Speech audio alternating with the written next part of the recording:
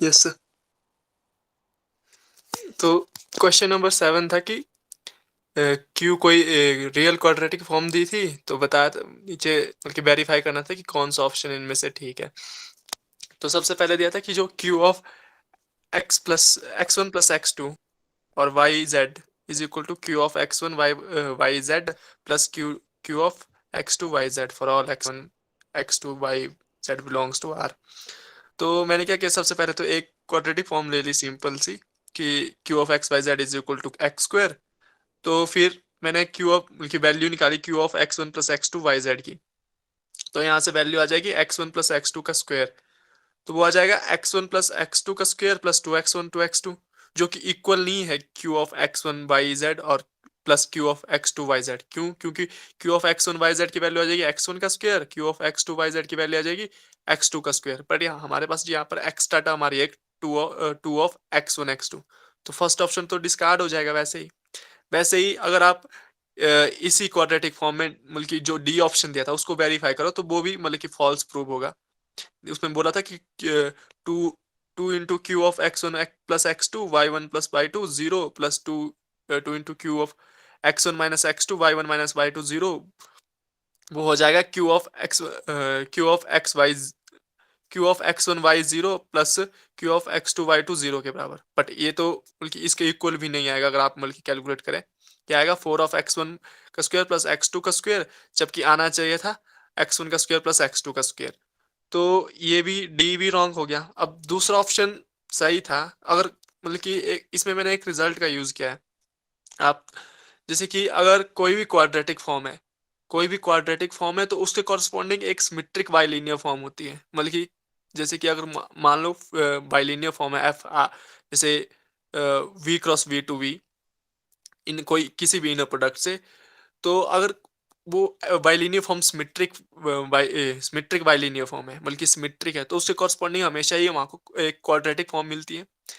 और अगर quadratic form है तो उसके कॉरस्पॉन्डिंग आपको एक सिमेट्रिक बाइलिनियर फॉर्म मिलती है जो कि हम Q of U is equal to F U U करके निकालते हैं। तो क्योंकि अगर आप मतलब कि इस ये डेफिनेशन भी एक्चुअली क्वाड्रेटिक फॉर्म को मतलब कुछ बुक्स में ऐसे भी डिफाइन किया होता है। तो क्योंकि जो आप देखेंगे, अगर जो बाइलिनियर फॉर्म को हम जो रिप्रेजेंटेशन देते हैं वो देते हैं F of U B is equal to U transpose A B, जहाँ पर ए जो है मैट्रिक्स होती है बाइलिनियर फॉर्म की। अगर हम वी की जगह ही यू को रख लो तो वो आ जाएगा यू ट्रांसपोज ए यू, जो कि क्वाड्रेटिक फॉर्म बन जाती है। तो इसी तरह जो मैट्रिक्स होनी चाहिए ये सिमेट्रिक मैट्रिक्स होनी, मतलब कि बाइलिनियर फॉर्म सिमेट्रिक होनी चाहिए। तो इसी का मैंने यूज किया यहाँ पर।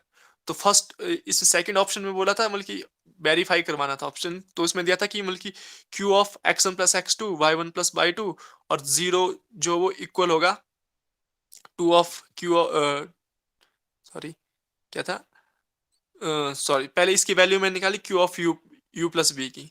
यू को मैंने x1 y1 जीरो लिया है, v को मैंने x2 y2 जीरो लिया है। तो Q of U plus B क्या आ जाएगा?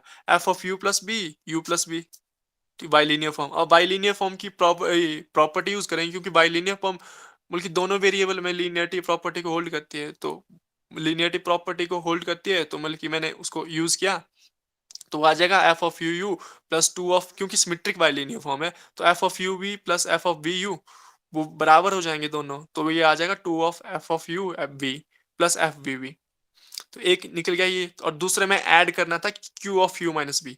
अगर आप Q of U minus B को कैलकुलेट करें वो आएगा Q of U minus two F U V plus Q of V. तो अगर आप दोनों को ऐड करोगे इनको, जो फर्स्ट था Q of x one plus x two Y one plus Y two zero और Q of x one minus x two Y one minus y two zero, अगर इन दोनों को ऐड करोगे इक्वेशन में, तो जो ये टू एफ यू और माइनस टू एफ यू ये आपस में कैंसिल हो जाएगा और बचेगा सिर्फ two two Q U plus two Q V, जो कि सेकंड ऑप्शन था। तो इसका मतलब सेकंड ऑप्शन जो है वो करेक्ट ऑप्शन है। तो नीचे करना। और तीसरा बोला था कि और तीसरा ऑप्शन था कि जो ये तीसरा ऑप्शन करना दिखाना पूरा।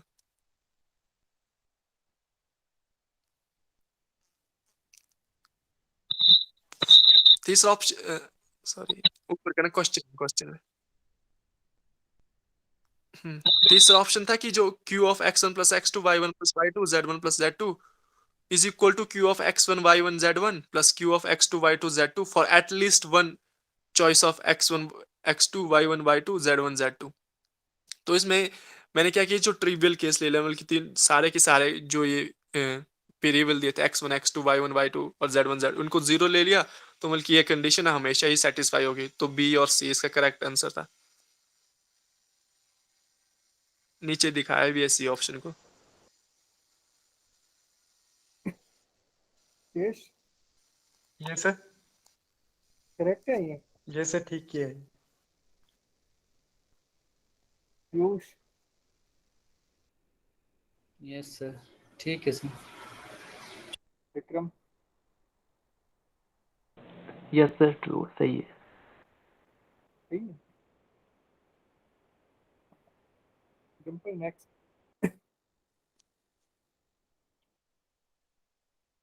उसके क्या था कि P कोई मैट्रिक्स दी थी, square matrix such that P square is equal to P, which of the following statement are true.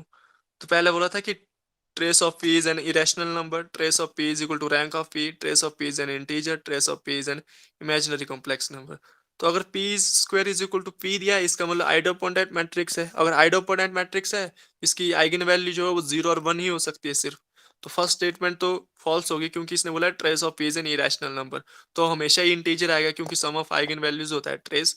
तो 1 और 0 को आप ऐड करके बल्कि आपको इंटीजर ही मिलेगा हमेशा। तो ए जो फॉल्स हो जाएगा, सी जो ट्रू हो जाएगा।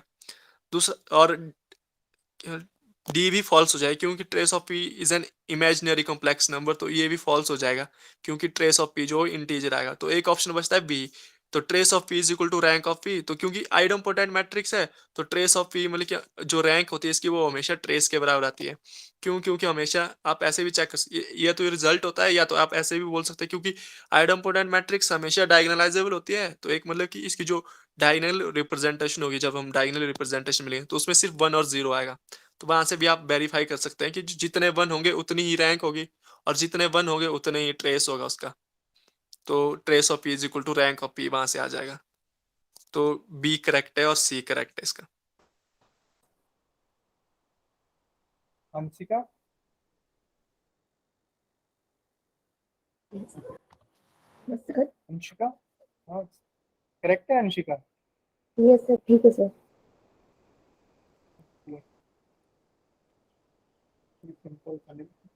Simple next. तो नेक्स्ट क्वेश्चन था कि ए कोई n क्रॉस n की मैट्रिक्स दी थी such that first 3 rows of A are linearly independent और first 5 columns of A are linearly independent.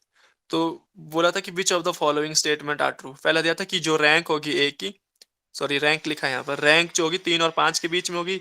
A has at least 5 linearly independent rows, rank of A greater than equal to 5 हो जाएगी, और rank of A square greater than equal to 5 आ जाएगी। तो क्योंकि 3 linearly independent रोज दिए है, इसका मतलब जो रो रैंक होगी वो हमेशा 3 से बड़ी होगी, 3 से बड़ी होगी। और कॉलम रैंक जो, क्योंकि 5 लीनियरली इंडिपेंडेंट कॉलम्स दिए एटलीस्ट, एटलीस्ट इसका मतलब 5 लीनियरली इंडिपेंडेंट कॉलम्स तो है ही, इससे ज्यादा भी हो सकते हैं। तो इसका मतलब जिसकी कॉलम रैंक है वो 5 से ज्यादा ही होगी, मतलब ग्रेटर देन इक्वल टू 5। तो क्योंकि जितने भी रो रैंक और कॉलम रैंक होते हैं किसी भी मैट्रिक्स वो हमेशा सेम रहती है, सेम रहती है। इसका मतलब कि जो रो रैंक को भी होना पड़ेगा वो ग्रेटर देन इक्वल टू 5 ही होना पड़ेगा, जो कि क्योंकि row rank is equal to column rank, जो इक्वल हो जाता है रैंक ऑफ ए के बराबर। तो इसका मतलब जो 3 लीनियरली इंडिपेंडेंट रोज दी है, इसका मतलब एटलीस्ट 5 रोज तो होगी ही होगी, क्योंकि जो रैंक होगी हमेशा ए की वो ग्रेटर देन इक्वल टू 5 होगी। इसका मतलब 5 लीनियरली इंडिपेंडेंट रोज तो एटलीस्ट होनी ही चाहिए। तो इससे ऑप्शन बी जो है, सॉरी ऑप्शन ए, जो A has at least 5 linearly independent rows, वो ठीक हो जाएगा। तो दूसरी बोला जो बी ऑप्शन था वो कि रैंक ऑफ ए जो वो 3 और 5 के बीच में है।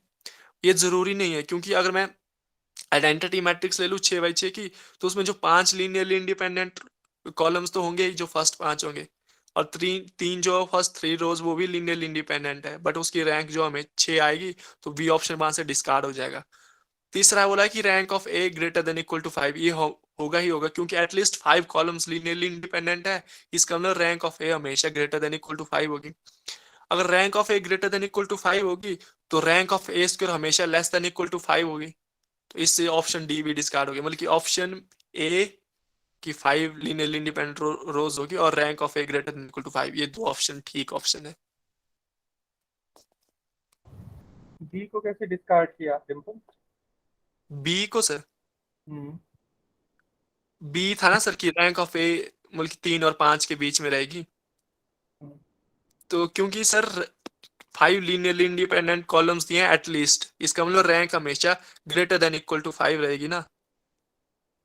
हम्म, तो मतलब कि जरूरी नहीं है कि 3 और 5 के बीच में, 5 से ज्यादा भी जा सकती है, मतलब ग्रेटर देन इक्वल टू 5 है ना। जैसे मैं बोल रहा हूँ कि 6x6 की अगर आप आइडेंटिटी मैट्रिक्स ले लो, या कोई भी मैट्रिक्स 6x6 की, जिसमें कि 6 जो लीनियरली इंडिपेंडेंट कॉलम्स हो, तो उस केस में हमेशा ही डिस्कार्ड हो जाएगा ये ऑप्शन। रैंक जो हमेशा ग्रेटर देन इक्वल टू 5 है, कोई जरूरी नहीं है कि 5 भी रहेगी, वो ग्रेटर देन भी हो सकती है 5।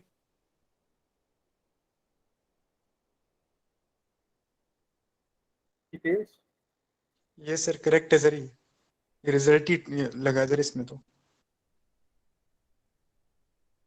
विक्रम, यस सर करेक्ट है। अंशिका, यस सर ठीक है सर। ठीक है Dimple, next.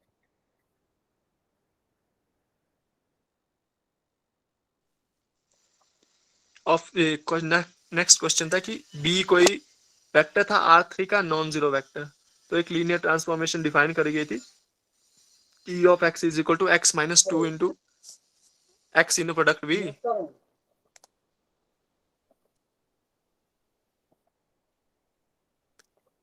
x minus 2 into x dot ठीक है, कोई बात नहीं, कोई बात अनुज सर अपना माइक ऑफ कर लीजिए थोड़ी देर। T of x is equal to x minus 2 x dot v upon v dot v, मतलब कि इनर प्रोडक्ट डिफाइन किया था ये, into v, where x and y denotes the standard when x dot y denotes the standard inner product on R3, which of the following statement are true। तो सबसे पहले बोला था कि eigen values of T R plus minus one, determinant of T is minus one, trace of T is plus one, और T is distance preserving. तो सबसे पहले तो मैंने क्या किया, बल्कि आप क्या कर सकते हो इसमें, जैसे बी को कोई भी नॉन जीरो वेक्टर मान लो, उसके बाद टी की जो वो मैट्रिक रिप्रेजेंटेशन निकाल के बल्कि ऑप्शन वेरीफाई कर लो, तो 3 ऑप्शन तो वहां से वेरीफाई हो जाएंगे। तो मैंने क्या किया, बी को मैंने ए बी सी मतलब कोई भी जनरल वेक्टर ले लिया है। ये क्या लिखा है, बी ए बी सी, तो ए बी सी मैंने सॉरी ये गलत लिखा है, ए प्लस 0 0 0। बी को मैंने ए बी सी कोई वेक्टर ले लिया मतलब जनरल वेक्टर, और बेसिस जो लिए मैंने वो 1 0 0 0 1 0 और 0 0 1, बल्कि इन तीनों की इमेजेस निकाली है। जैसे T1 0 0 की इमेज जो आएगी, नीचे कैलकुलेशन करके 1 0 0 माइनस 2 इंटू इनर प्रोडक्ट था ए बी सी बल्कि वी के साथ इनर प्रोडक्ट, और नीचे था नॉर्म ऑफ बी स्क्वायर, जो निचली साइड था वो था नॉर्म बी डॉट वी का इनर प्रोडक्ट था ना, तो इसका मतलब नॉर्म ऑफ बी स्क्वायर। तो यहाँ से जो T1 0 0 की इमेज आई वो आएगी, फर्स्ट कोऑर्डिनेट आ जाएगा 1 - 2a² upon a² plus b² plus c²। Second coordinate आ जाएगा -ab plus upon a² plus b² plus c²। और थर्ड कोऑर्डिनेट आ जाएगा -ac upon a² plus b² plus c²। उसी तरह T0 1 0 की इमेज निकालेंगे, तो वो भी कुछ इसी तरह की आएगी। उसमें जो सेकंड कोऑर्डिनेट में वो आएगा 1 - 2b² upon a² plus b² plus c²। बाकी दो कोऑर्डिनेट मतलब कि अब बी आ जाएगा तीनों कोऑर्डिनेट में, उसी आगे करना। और T0 0 1 की इमेज निकाली तो वो भी कुछ इसी तरह की आएगी। तो उससे जो मैट्रिक मतलब कि इमेज मतलब कि एक सिंपल कैलकुलेशन आप कर लेना, मतलब कि सिर्फ वैल्यू पुट की है, तो उससे जो टी जो मैट्रिक्स बनेगी वो बनेगी, जो ये मैट्रिक्स मैंने दिखाई है, जो फर्स्ट कॉलम है इसका 1 - 2a² upon a² plus b² -2ab upon a² plus b² -2ac upon a² plus b²। इसी तरह सेकंड कॉलम्स जो मतलब कि T0 1 0 की इमेज थी और T0 0 1 की इमेज, वो थर्ड कॉलम, उसके कोऑर्डिनेट जो है वो थर्ड कॉलम में आएंगे। तो यहाँ से ट्रेस अगर आप निकालें तो सम ऑफ डायगोनल एंट्रीज होता है, तो वो हमेशा 1 आ जाएगा। अब आप क्या कर सकते थे, इस जो मतलब कि मैंने तो मतलब कि ऐसे जनरल में किया ना, आप क्या कर सकते हैं कि जो ये ABC जो मैंने वेक्टर लिया है, इसकी जगह कोई भी जनरल मतलब कि वेक्टर, कोई भी एक पर्टिकुलर वेक्टर ले, जैसे कि जो भी जिससे आपकी कैलकुलेशन सिंप्लीफाई हो। जैसे ABC की जगह अगर अगर आप 0 1 0 ले लेते या 1 0 0 लेते, तो उससे आपकी कैलकुलेशन जो है सिंपल बन जाती। अगर आप देखो जो बी को मैंने ए बी सी लिया है, तो मैंने इसकी जगह लिया 1 0 0 मतलब कोई भी पर्टिकुलर वेक्टर। अगर ए बी सी की आप कुछ भी वैल्यू डालोगे ना ऊपर, तो जो मैट्रिक्स बनेगी वो हमेशा आप देखोगे वो इनवोल्यूटरी मैट्रिक्स ही बनेगी। तो मैंने यहाँ पर 1 0 0 लिया एक पर्टिकुलर केस, तो उसमें जो मैट्रिक्स बन रही थी वो बन रही थी -1 0 0 0 1 0 0 0 1। तो यहाँ से डिटर्मिनेंट जो है -1 आ जाएगा, आइगन वैल्यूज की +-1 आ जाएगी और हमेशा ही आएगी। अगर आप मतलब कि जो मैट्रिक्स मैंने टी ऊपर लिखी ए बी सी की आप कुछ भी वैल्यू डालो यहाँ पर, या तो आप सिर्फ जनरल मैट्रिक्स का इसका डिटर्मिनेंट खोल के, मतलब कि उसमें कैलकुलेशन बहुत ज़्यादा हो रही थी तो मैंने नहीं लिखा है, मतलब मैंने पर्टिकुलर केस लिया इसमें।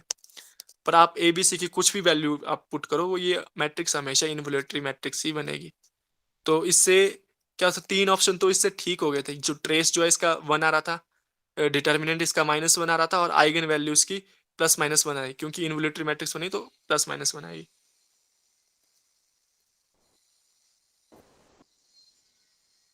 तो उसके बाद था, चौथा ऑप्शन था कि डिस्टेंस प्रिजर्विंग है। अब कोई भी ट्रांसफॉर्मेशन डिस्टेंस प्रिजर्विंग कब होगी, जब जो distance between images of X, मतलब एक्स, अगर मान लो एक्स और वाई 2 पॉइंट है कोई भी डोमेन के, तो distance of images of X Y वो इक्वल आ जाए डिस्टेंस ऑफ एक्स वाई के बराबर, मतलब कि डी ऑफ टी एक्स और टी वाई इक्वल आ जाए डी ऑफ एक्स वाई के बराबर, तो वो उसको हम डिस्टेंस प्रिजर्विंग ट्रांसफॉर्मेशन बोलेंगे। तो मैंने क्या किया, सिंपल मैंने वही किया है, जो टी ऑफ एक्स को मैंने x1 x2 x3 मान लिया है, उसके बाद जो मैंने v को मैंने ए बी सी मान लिया था, तो उसके बाद मैंने जो टी ऑफ एक्स की इमेज निकाल दी है, टी ऑफ एक्स की इमेज निकाल दी है। अब क्योंकि जो ये टर्म थी, जो सेकंड में जो टर्म है, उसको मैंने मतलब कि स्पेशल ना, मतलब कि क्योंकि ऐसे लेंथी हो रहा था बहुत ज़्यादा, तो मैंने मतलब कि अल्फा और बीटा को सब्स्टिट्यूट किया है। ऊपर करना थोड़ा और ऊपर। जैसे टी ऑफ एक्स की मैंने इमेज निकाली ना, तो एक्स को मैंने x1 x2 x3 माना है, माइनस जो v को मैंने ए बी सी माना था, और x और v का जो इनर प्रोडक्ट वो आएगा x1a plus x2b plus x3c upon norm of B square पहले से दिया था, और ए बी सी जो वेक्टर v दिया था। तो इसमें मैंने क्या किया, जो 2 इंटू x1a प्लस जो इनर प्रोडक्ट वाली ये क्वांटिटी, इसको मैंने अल्फा मान लिया। इसी तरह मैंने टी ऑफ वाई की जो इमेज, मतलब टी ऑफ वाई की इमेज निकालेंगे, वो क्या आ जाएगा, y1 y2 y3 minus 2 into y1a plus y2b plus y3c upon norm of v का स्क्वायर। तो इसको मैंने बीटा मान लिया है। ठीक है, तो टी ऑफ एक्स क्या आ जाएगा, x1 x2 x3 minus alpha of A B C. बस टी ऑफ एक्स की मैंने वैल्यू निकाली। सिमिलर टी ऑफ वाई क्या आ जाएगा, y1 minus beta a1 y1 minus beta a, y2 minus beta b, y3 minus beta c। तो अब मैंने डिस्टेंस निकाला है सिंपल, जो स्टैंडर्ड इनर प्रोडक्ट दिया है, तो इसके मतलब कि जो इसमें जो मतलब कि जो नॉर्म भी होगा, मतलब कि जो डिस्टेंस फंक्शन होगा, मतलब कि सिंपल यूक्लिडियन डिस्टेंस होगा।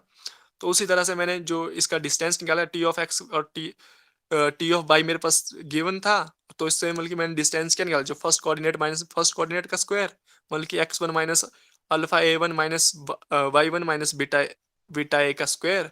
उसी तरह second coordinate minus second coordinate उसका होल स्क्वायर, प्लस थर्ड मतलब कि जो रिस्पेक्टिव जो कोऑर्डिनेट है उनका डिफरेंस का स्क्वायर, जो वो मतलब कि जो कि सिंपल यूक्लिडियन डिस्टेंस है। वो उसमें मैंने मतलब कि कैलकुलेट किया, मैंने क्या किया, जो x1 माइनस y1 की जो टर्म थी, जो फर्स्ट क्वांटिटी में आप देखें x1 माइनस y1, इसको मैंने अलग लिख लिया है। ठीक है, और दूसरे को मैंने बीटा ए माइनस अल्फा ए लिख लिया। तो मतलब कि एक क्वांटिटी मतलब कि ए प्लस बी टाइप का होल स्क्वायर बनेगा ये। तो मैं उसको मैंने मतलब कि खोल दिया x1 माइनस y1 का होल स्क्वायर, प्लस दूसरी क्वांटिटी क्या थी, beta A minus alpha A का whole square, plus 2 into x1 minus v1 beta A minus alpha A. इसी तरह जो है सेकंड टर्म में भी इसी तरह से मतलब कि एक्सपैंड होगा, और थर्ड टर्म में भी इसी तरह से एक्सपैंड होगा। तो इसमें क्या करूंगा मैं, जो x1 माइनस y1 का square plus x2 minus y2 का square plus x3 minus y3 का स्क्वायर, ये तो जो ये एक्चुअली स्टैंडर्ड डिस्टेंस, यहाँ तक जितना टर्म्स है ये स्टैंडर्ड डिस्टेंस है बिटवीन x और y के। तो इसका मतलब जो आगे वाली टर्म्स मेरे को वो जीरो प्रूव करवानी है, तभी ये डिस्टेंस प्रिजर्विंग है। अगर ये जीरो आ गई तब डिस्टेंस प्रिजर्विंग, नहीं आई तो हम बोलेंगे डिस्टेंस प्रिजर्विंग नहीं है। तो सबसे पहले तो जो आगे वाली जो टर्म, जितनी भी टर्म बचेगी, उसमें से जो बीटा माइनस अल्फा का स्क्वायर जो कॉमन आ जाएगा, अगर आप देखें सब में जो बीटा माइनस अल्फा का स्क्वायर कॉमन आ जाएगा, और एक टर्म बनेगी A square plus B square plus C square, और प्लस मतलब कि दूसरे में 2 इंटू बीटा माइनस अल्फा मैंने कॉमन ले लिया है। मतलब कि सिंपल कैलकुलेशन है, सिंपल कैलकुलेशन। तो इसमें आप देखें कि जो वो ओवरऑल जो बनेगा वो बनेगा, आगे वाली टर्म में बोल रहा हूँ कि बीटा माइनस अल्फा का square A square plus B square plus C square, उसको हम नॉर्म ऑफ बी का होल स्क्वायर लिख सकते हैं, 2 इंटू बीटा माइनस अल्फा, और जो ये इधर मतलब कि ऊपर करना थोड़ा, हाँ यहाँ पर, जैसे कि ये ax1 plus sorry ax1 plus bx2 plus cx3, अगर इसकी आप वैल्यू देखें ऊपर से तो ये आ जाएगा alpha upon 2 norm of B का स्क्वायर, है ना। ये ax1 plus bx2 plus cx3, क्योंकि मैंने अल्फा को पुट किया था, मैंने 2 into ax1 plus bx2 plus cx3 upon norm of b का स्क्वायर, तो वहां से इसकी वैल्यू आ जाएगी ax1 plus bx2 plus cx3। ठीक है, तो इसी तरह जो माइनस बी जो बची हुई टर्म थे, जो y1 y2 y3 की टर्म्स है, वो आ जाएगी minus beta by 2 norm of b का स्क्वायर। अगर आप बल्कि इन दो को अगर कंपेयर करो तो ये जो है वो पूरा का पूरा 0 बन रहा है, जो ये सेकंड वाली टर्म। क्यों? क्योंकि देखो आप बीटा माइनस अल्फा यहाँ से कॉमन निकल जाएगा, जो दूसरी वाली टर्म है अल्फा बाई 2 और माइनस बीटा बाई 2 है ना। अगर आप माइनस निकल जाए कॉमन, तो ये बचेगा बीटा माइनस अल्फा, क्योंकि नॉर्म ऑफ बी स्क्वायर तो कॉमन निकल जाएगा, तो ये बनेगा ओवरऑल बीटा माइनस अल्फा का होल स्क्वायर, और 2 से 2 कट जाएगा तो ऊपर वाली टर्म भी बच जाएगी, तो बल्कि और साथ में माइनस का साइन है तो ये दोनों कैंसिल हो जाएगा, तो 0 बचेगा। तो इसका मतलब distance of T X T Y जो हो डिस्टेंस ऑफ एक्स वाई आ जाएगा, तो ये डिस्टेंस प्रिजर्विंग हुई, मतलब कैलकुलेशन ही ज्यादा है इसमें, तो चारों ऑप्शन ठीक हो जाएंगे इस पे। Piyush yes sir. पीयूष कोई और मेथड इसके लिए? और मेथड सर दूसरा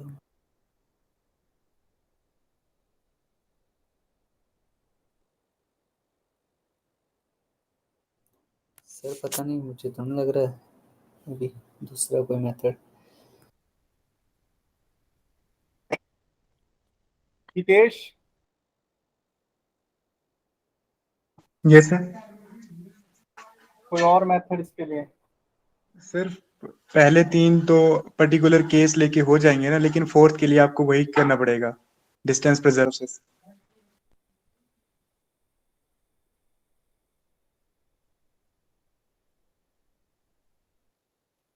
अंशिका या विक्रम तुम बताओ कोई और मेथड इसके लिए? सर ये ऑर्थोगोनल प्रोजेक्शन मैपिंग है, तो ये डिस्टेंस प्रिजर्विंग होती है, और इसमें काउंटर एग्जांपल लेके भी कर सकते हैं डायरेक्ट। अंशिका सर और मेथड नहीं है। यही है। तो डिम्पल ये मैट्रिक्स सिमेट्रिक है जो तुमने Yes. ऊपर मैट्रिक्स बनाई थी? यस सर, सिमेट्रिक है सर। तो एक रिजल्ट होता है कि अगर इन्वोल्यूटरी मैट्रिक्स है और जो कि सिमेट्रिक भी है तो ऑर्थोगोनल होती है, और ऑर्थोगोनल मैट्रिक्स है तो उसका मतलब है कि वो डिस्टेंस प्रिजर्व करेगा। ठीक है, याद रहेगा। सर दोबारा करेंगे Yes, रिपीट? अगर कोई इन्वोल्यूटरी मैट्रिक्स है और सिमेट्रिक है साथ में, यस सर। तो वो हमेशा ऑर्थोगोनल होती है।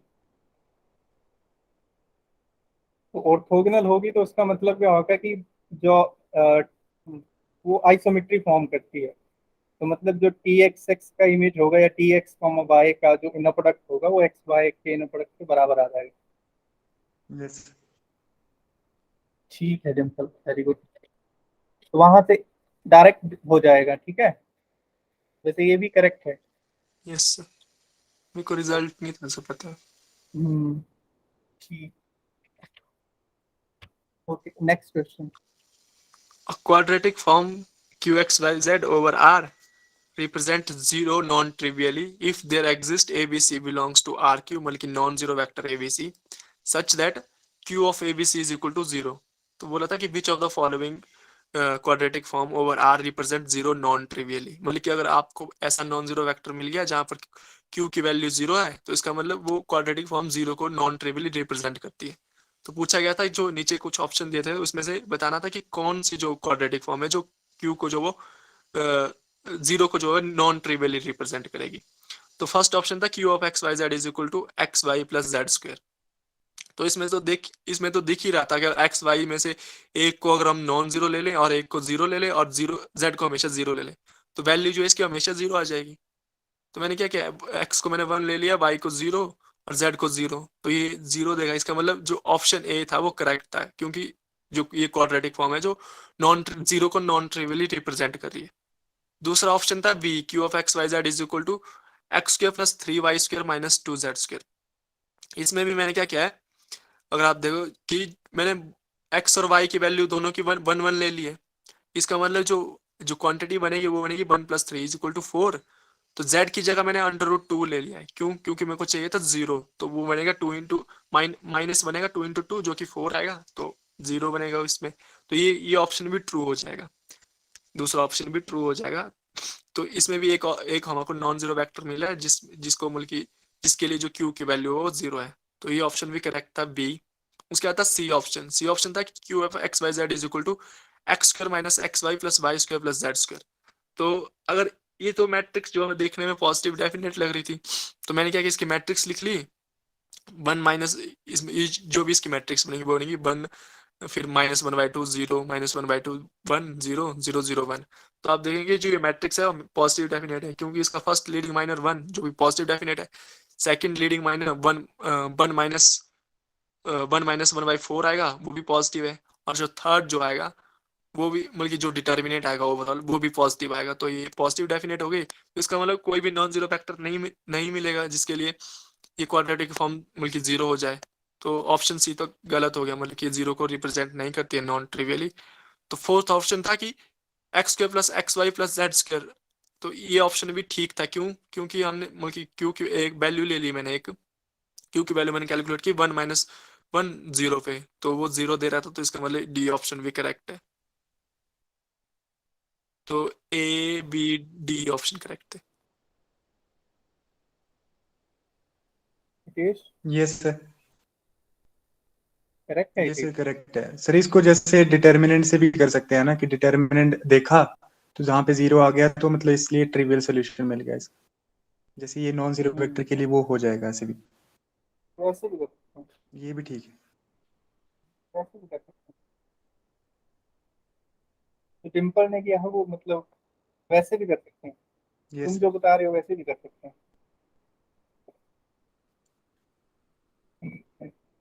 Anshika, Yes, sir. समझ आया अंशिका?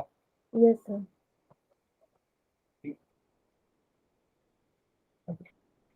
ठीक है टिम्पल, नेक्स्ट किसी को कोई डाउट तो नहीं? Piyush? No sir.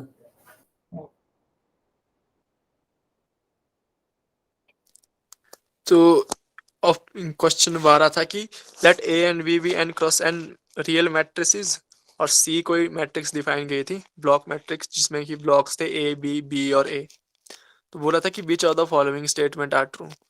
First statement थी कि if lambda is an eigen value of a + b then lambda is an eigen value of C.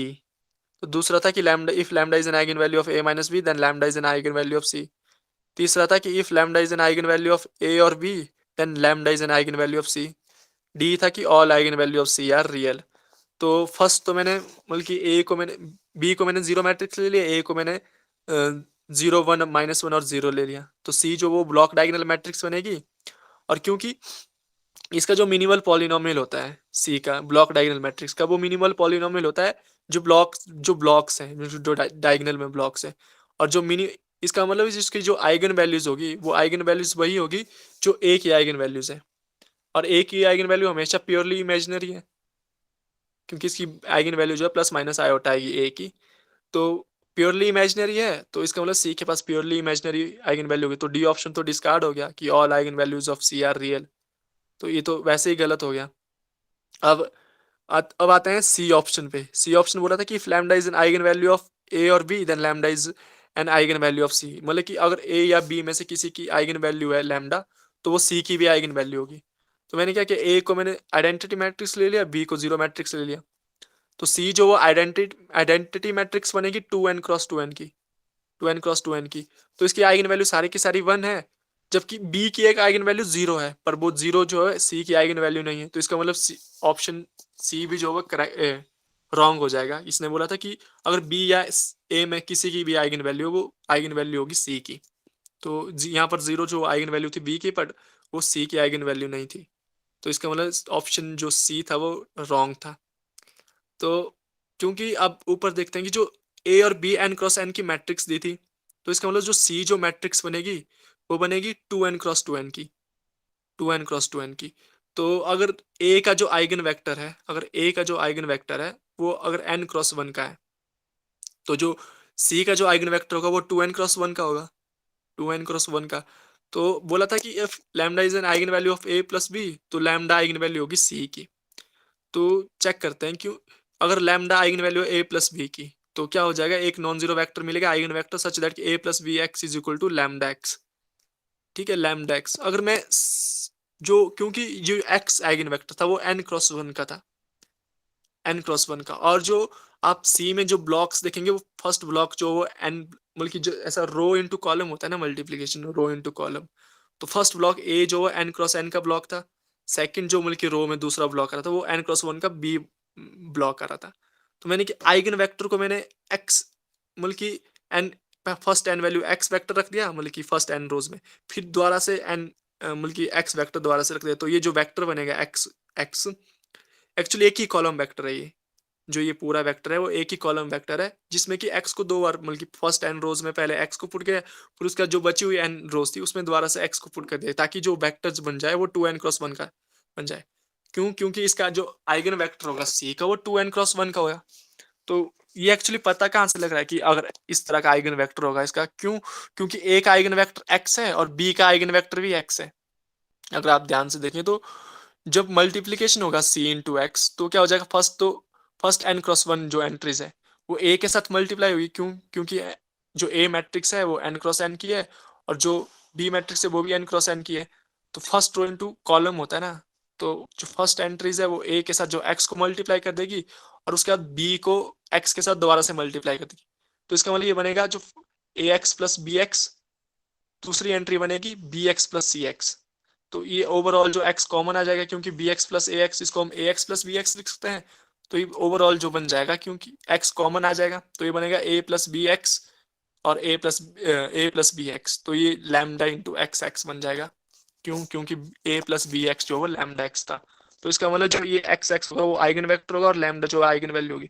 तो ये ऑप्शन भी ठीक था, मतलब कि अगर a प्लस बी की अगर आइगन वैल्यू लैम्डा है तो सी की आइगन वैल्यू भी लैम्डा होगी। उसी तरह आप मतलब कि जैसे ए माइनस बी वाला ऑप्शन भी ठीक हो जाएगा, जो बी ऑप्शन था कि अगर लैम्डा ए माइनस बी की आइगन वैल्यू है तो वो सी की आइगन वैल्यू भी होगी। इसमें आप मतलब कि सिर्फ एक डिफरेंस आएगा कि जो जैसे कि इसमें A minus B x is equal to lambda x आ जाएगा ना, तो इसमें क्या करेंगे आप, मतलब कि जो हमने आइगन वेक्टर लिया था पहले केस में वो एक्स एक्स लिया था हमने, मतलब कि एक्स को दो बार पुट किया था। इसमें आप एक्स, एक बार एक्स को पुट करें एक बार माइनस एक्स को, तो मतलब कि ये कंडीशन भी सेटिस्फाई हो जाएगी। तो आप देखोगे कि जो फर्स्ट, मतलब कि फर्स्ट एन कॉलम जो एक्स के वो ए के साथ मल्टीप्लाई हो जाएंगे और जो बी के जो एन, मतलब कि एन कॉलम्स है वो माइनस एक्स के साथ मल्टीप्लाई करेंगे तो वो ए माइनस बी एक्स बनेगा। जो सिमिलरली नीचे भी वो मतलब कि वैसा ही बनेगा, नीचे वो बी माइनस ए एक्स बनेगा, वहां से एक्स आप माइनस एक्स आप कॉमन ले लेंगे तो ओवरऑल जो बन जाएगा वो lambda into x minus x बनेगा। तो ये भी ऑप्शन भी ट्रू हो जाएगा, मतलब कि ए और बी करेक्ट ऑप्शन थे, सी और डी तो पहले से डिस्कार्ड कर दिए थे।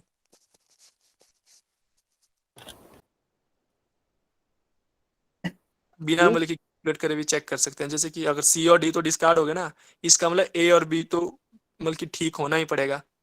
अगर अगर ए हो गया तो बी को ठीक होना पड़ेगा और बी ठीक हो गया तो ए को ठीक होना पड़ेगा। इसका मतलब दोनों ऑप्शन ठीक थे, मतलब कि बिना कैलकुलेशन करे भी बता सकते थे आप।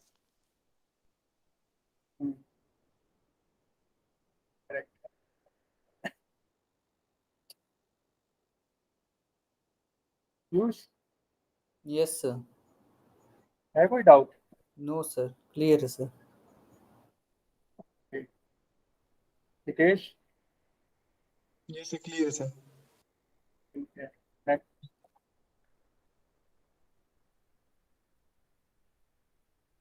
इसमें दिया था कि ए कोई मैट्रिक्स थी एन क्रॉस एन की रियल मैट्रिक्स, और बोला था कि let B be your N cross one vector such that A x is equal to B has no solution, which of the following statement are true.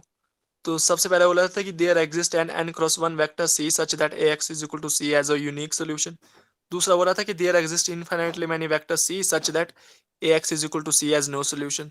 तीसरा बोला था कि if Y is a first column of A then A X plus Y ax is equal to y has unique solution। चौथा बोला था कि determinant of a is equal to 0। But अगर rank of a जो वो n हो गई, इसके मतलब अगर फुल मैट्रिक्स हो गई, तो A x is equal to V के पास हमेशा ही सोल्यूशन होता है और यूनिक सोल्यूशन होता है। बट यहाँ पर दिया है कि A x is equal to B जो है, उसके पास सोल्यूशन नहीं है। इसका मतलब जो रैंक ऑफ ए जो लेस देन एन होगा, मतलब कि स्ट्रिक्टली लेस देन होगा एन होगा।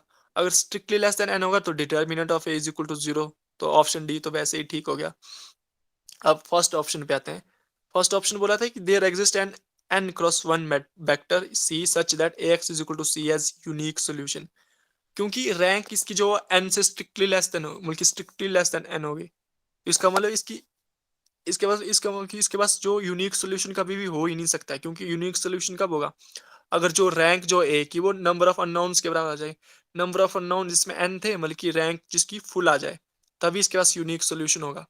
बट क्योंकि रैंक ऑफ ए तो फुल नहीं है, बल्कि एन नहीं है, इसका मतलब कि जो इसके पास यूनिक सोल्यूशन कभी हो ही नहीं सकता है। क्योंकि रैंक हमेशा जो है नंबर ऑफ अननोन से कम आ रही है। तो ऑप्शन ए तो वैसे ही डिस्कार्ड होगा कि यूनिक सोल्यूशन तो कभी इसके पास हो ही नहीं सकता है। तो दूसरा ऑप्शन था कि there exist infinitely many vector C such that x is equal to C has no solution. क्योंकि x is equal to B के पास नो सोल्यूशन दिया है। इसका मतलब जो ऑगुमेंटेड मैट्रिक्स बनेगी ए बी, उसकी जो रैंक जो है वो ए के बराबर नहीं आ जाएगी।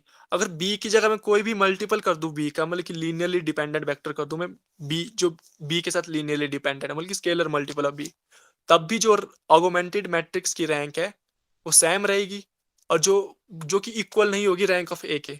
इसका मतलब उस केस में भी सोल्यूशन नहीं मिलेगा। तो कितने स्केलर मल्टीपल हो सकते हैं इसके वी के, वो तो इनफाइनाइट है। इसका मतलब ये ऑप्शन ठीक हो जाएगा कि for any scalar multiple of B जो A x is equal to C, मतलब कि उसके बाद सोल्यूशन होगा नहीं होगा, तो जहां पर सी जो स्केलर मल्टीपल है बी का। तो ये ऑप्शन ठीक था कि x is equal to C has no solution for infinitely many सी।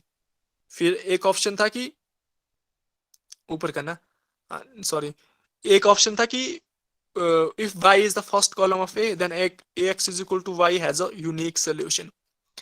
मैंने पहले ही बोला कि ax is equal to y के पास तो सोल्यूशन, मतलब यूनिक सोल्यूशन तो कभी हो ही नहीं सकता है ax is equal to b के पास, क्योंकि इसकी रैंक जो लेस देन है नंबर ऑफ अननोन्स के। तो ये ऑप्शन तो वैसे ही फॉल्स हो जाएगा। हालांकि इसके पास सोल्यूशन हमेशा मिलेगा, जो ये थर्ड ऑप्शन है इसमें सोल्यूशन तो हमेशा ही मिलेगा ये, बट यूनिक नहीं होगा। तो इस केस में तो मैंने ये डिस्कार्ड कर दिया है। सिर्फ यूनिक अगर सिर्फ सोल्यूशन लिखा रहता तब तो ठीक था ये। तो बी और डी इसके करेक्ट आंसर है। डिम्पल सी को फिर से बोलना। सी बोला था ना कि if y is the first column of a then ax is equal to y has unique solution. Unique मैंने पहले ही बोला कि ax is equal to b अगर इस तरह के सिस्टम है, और a की रैंक क्योंकि नंबर ऑफ अननोन से कम है, तो इसका मतलब इसके पास यूनिक सोल्यूशन तो कभी हो ही नहीं सकता है। तो ये ऑप्शन तो वैसे ही डिस्कार्ड हो गया। तो मैंने ऐड किया था कि जो ये ax is equal to y है, इसके पास सोल्यूशन हालांकि हमेशा ही होगा। क्योंकि जो a को फर्स्ट कॉलम कोई जब ऑगमेंटेड मैट्रिक्स बनाएंगे हम, तो ए को रखेंगे और फिर एक कॉलम रखेंगे y का। बट ए में वो पहले पहले से ही कॉलम है, तो वो लीनियरली डिपेंडेंट है आपस में, है ना। रैंक को कोई मतलब की फर्क नहीं पड़ेगा। तो रैंक ऑफ ऑगमेंटेड मैट्रिक्स वो रैंक ऑफ ए ही आएगी इस केस में। तो कंसिस्टेंट तो हमेशा होगा, सोल्यूशन तो हमेशा होगा X is equal to Y के पास, बट वो यूनिक नहीं हो सकता। तो सी ऑप्शन वैसे डिस्कार्ड हुआ। Okay. Anshika, Anshika, yes sir. Doubt कोई? नो सर, आगे से समझ। सी ऑप्शन का पता चला? यस सर। बताओ क्या बताया। सर डी ऑप्शन में बोला था ना मैंने कि A X. Option C. Sir C, तो सी या बी? ऑप्शन सी, हाँ ऑप्शन सी। सर सी में बाई जो दिया था वो फर्स्ट कॉलम ऑफ ए दिया था ना, तो ए की मतलब कोई भी कॉलम होगा तो उसको एक्स के साथ मल्टीप्लाई करेंगे तो वाई कोई ना कोई सोल्यूशन तो मिल ही जाएगा। Yes sir. लेकिन सर यूनिक नहीं होगा क्योंकि ए की जो रैंक है वो कम है, इसका मतलब इनफाइनाइटली मैनी सोल्यूशन होंगे। नेक्स्ट क्वेश्चन बिल्कुल।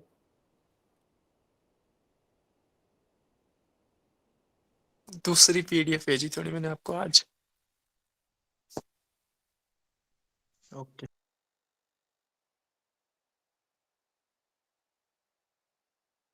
ठीक है। ये इसमें दिया था कि ए कोई मैट्रिक्स दी थी n क्रॉस n की, और डिस्टिंक्ट आइगन वैल्यूज दी थी λ1 λ2 so on up to λn with corresponding linearly independent eigenvectors b1 b2 vn. Then non-homogeneous differential equation x dash t is equal to axt plus e raised to power λ1 t v1. उसके बाद पूछा था कि किस form का solution होगा। तो पहला ऑप्शन था कि does not have a solution of the form e raised to power λ1 t a for any vector a belongs to Rn. दूसरा दिया था कि has a solution of the form e raised to power λ1 t a for some vector a belongs to Rn. तीसरा दिया था कि has a solution of the form e raised to power λ1 t plus t e raised to power λ1 t v for some vectors a b. और चौथा था कि इसका reverse बल्कि सोल्यूशन नहीं होगा इस टाइप का। तो मैंने सबसे पहले इसमें मेरे को पता नहीं लग रहा था एक्चुअली करना है क्या, तो मैंने क्या किया, ए को जो मैंने 1 क्रॉस 1 की सिंपल मैट्रिक्स ले ली एक, क्योंकि मेंशन नहीं किया था कुछ भी एन के बारे में, तो मैंने क्या किया 1 क्रॉस 1 की मैट्रिक्स ले ली। इसका जो सोल्यूशन आएगा क्योंकि इसकी आइगन वैल्यू λ1 जो 1 आएगी, तो स्केलर मैट्रिक्स है तो इसकी आइगन वैल्यू जो है वो जो एंट्रीज है वही आ जाती है। तो इसका मतलब λ1 इज इक्वल टू 1, और जो x डैश टी जो इक्वेशन बनेगी वो बनेगी इस टाइप की कुछ। तो सोल्यूशन जो आएगा इस डिफरेंशियल इक्वेशन का, आगे करना थोड़ा, सोल्यूशन जो आएगा वो आएगा e raise to power T integration e raise to power minus T e raise to power λ1 T v1 plus C e raise to power T. अब क्योंकि λ1 की जगह 1 था तो ये आ जाएगा overall e raise to power minus T, जो इंटीग्रेशन के अंदर है वो आएगा integration of e raise to power minus T e raise to power T v1। तो वो जो कैंसिल हो जाएगा जब इंटीग्रेशन करेंगे आप, वो आएगा टी, इंटीग्रेशन आएगा T e raise to power T v1 plus C e raise to power T. तो फर्स्ट ऑप्शन तो डिस्कार्ड हो गया। फर्स्ट ऑप्शन था कि इसका सोल्यूशन होगा वो of the form e raise to power λ1 t v1, but इस केस में जो सोल्यूशन आ रहा है वो आ रहा है t into e raise to power λ1 t v1 plus c e raise to power λ1 t। तो फर्स्ट ऑप्शन तो डिस्कार्ड हो गया। उसी तरह फोर्थ ऑप्शन भी डिस्कार्ड हो जाएगा, क्योंकि उसमें लिखा था कि has no solution of the this form, जो ये फॉर्म थी। फर्स्ट ऑप्शन तो वैसे ही सॉरी, फर्स्ट ऑप्शन ठीक होगा कि does not have a solution of the form e raise to power λ1 t a, क्योंकि हमारे पास जो सोल्यूशन आ रहा है वो आ रहा है e raise to power λ1 t a plus t into e raise to power λ1 t, इस टाइप का रहा है। तो फर्स्ट ऑप्शन तो ठीक है कि does not have a solution of the form. Second option discard हो जाएगा कि has a solution of the form e raise to power, क्योंकि इसके पास तो इस तरह का कोई सोल्यूशन नहीं है। तो डी ऑप्शन था कि does not have a solution of the form, ऊपर करना थोड़ा, e raise to power λ1 t a plus t into e raise to power λ1 t b। तो इस हमारे पास तो इसी फॉर्म का सोल्यूशन आया है, तो इसका मतलब डी जो डिस्कार्ड हो जाएगा। डी अगर डिस्कार्ड हो जाएगा तो सी ठीक हो जाएगा। अगर हम कि जैसे जनरलाइज में भी हम विजुअलाइज कर सकते हैं वैसे तो, कि अगर ए कोई मैट्रिक्स इसकी आइगन वैल्यू दी है λ1 λ2 सो ऑन अप टू λn, तो जो ये मैट्रिक्स बनेगी, जो हम इसकी डायगोनल रिप्रेजेंटेशन लेंगे वो आएगी λ1 λ2 सो ऑन अप टू λn। तो उस तरह से जो लास्ट वाली जो इक्वेशन बनेगी, एन इक्वेशंस बनेगी, सिस्टम ऑफ इक्वेशन, जो लास्ट वाली बनेगी वो बनेगी x N dash is equal to lambda वो बनेगी λ1 x N plus e raise to power λ1 t v1। तो उस तरह उसका जो सोल्यूशन आ जाएगा वो वही सोल्यूशन मैंने निकाला है। तो अब इस सोल्यूशन को आप क्या करेंगे, जो ऊपर पुट करते जाएंगे, फिर एक्स एन माइनस 1 की वैल्यू निकालेंगे इसी सोल्यूशन को ऊपर पुट करके, तो हमेशा ही ऑफ द फॉर्म आएगा इसी फॉर्म का, T into E raise to power λ1 t plus E raise to power λ1 t, इसी फॉर्म का आएगा हमेशा। तो मतलब ऐसे जनरल मेथड तो नहीं मेरे को पता लगा इसका, बट इस टाइप का। तो इस हिसाब से मेरे ऑप्शन आ रहे थे एक तो ए ऑप्शन ठीक था, एक सी ऑप्शन, बी और डी तो डिस्कार्ड हो गए थे ऐसे भी। तो ए और सी में कंफ्यूजन था, तो मेरे को लगता है ए और सी आएंगे इसके ऑप्शन।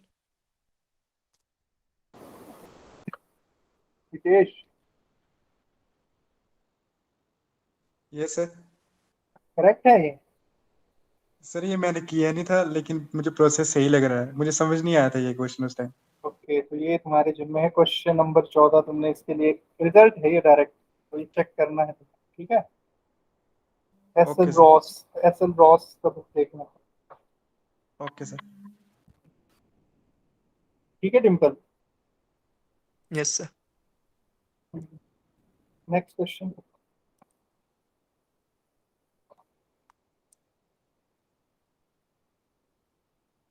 इसमें दिया था कि consider the solution y is equal to E raised power minus 3t E raised power minus 3t 0, और दूसरा दिया था कि y2 is equal to 0 E raised power minus 5t E raised power minus 5t to the homogeneous linear system of differential equation y dash is equal to A Y type का दिया था solution. तो इसके दो solution तो पहले से ही दिए थे, y1 और y2। फिर नीचे बोला था कि जो ये y1 y2 है वो बेसिस फॉर्म करेंगे सेट ऑफ ऑल सोल्यूशन। दूसरा था कि y1 y2 जो है लीनियरली इंडिपेंडेंट है बट बेसिस नहीं बनाएंगे। तीसरा था कि there exist another solution such that y1 y2 y3 वो बेसिस बनाएंगे to the solution space of y dash is equal to ax y, sorry y dash is equal to ay। और चौथा ऑप्शन था कि जो y1 और y2 वो लीनियरली डिपेंडेंट है। फर्स्ट चौथा ऑप्शन तो वैसे ही डिस्कार्ड हो जाए क्योंकि y1 दिया था e rest power minus 3t e rest power minus 3t 0, और y2 दिया था 0 e rest power minus 5t e rest power minus 5t। तो ये तो दिख रहा है कि दोनों जो y1 y2 जो वो लीनियरली इंडिपेंडेंट है। क्यों? क्योंकि जो y1 का फर्स्ट कोऑर्डिनेट नॉन जीरो और सेकंड कोऑर्डिनेट जो y2 का जो फर्स्ट कोऑर्डिनेट वो जीरो है।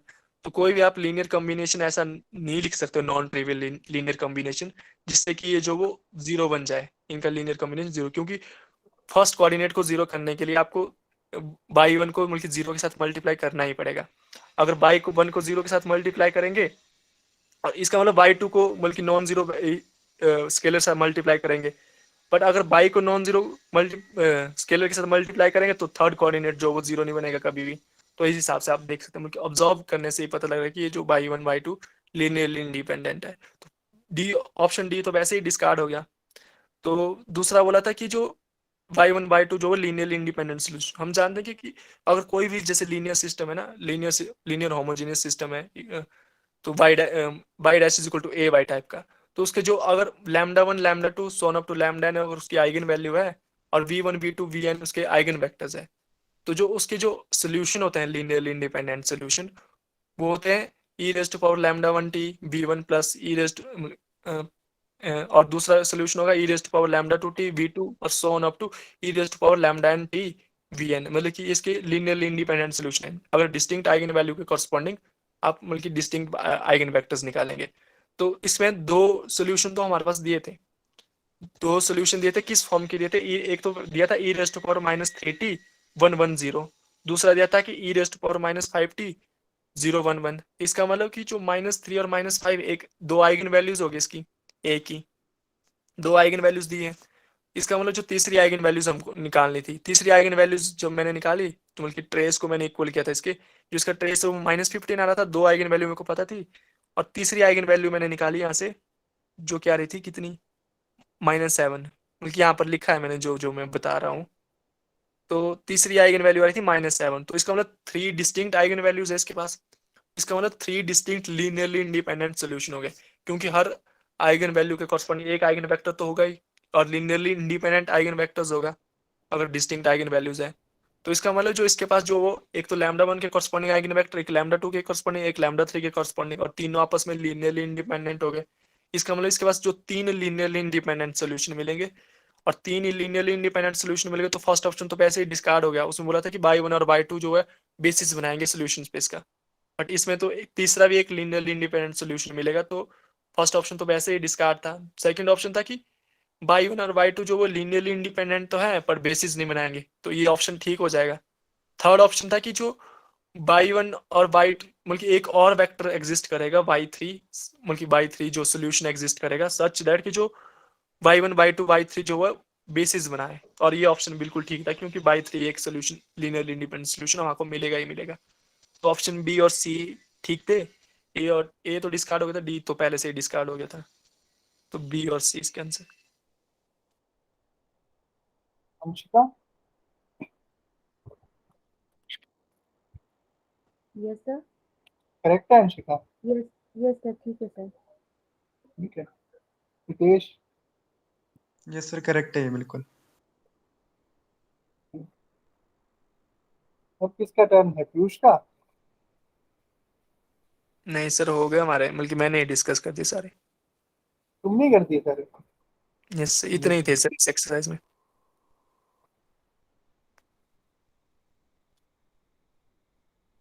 उसके बाद किसकी टर्न थी फिर?